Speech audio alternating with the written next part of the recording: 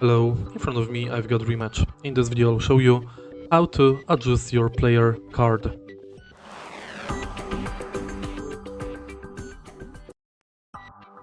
In the beginning, let's go to Profile and go to Player Card.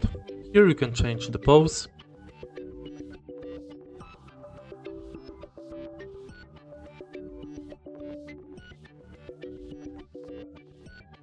background,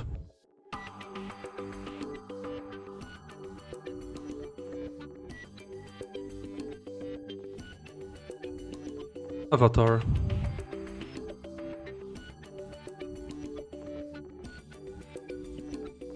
banner, and title.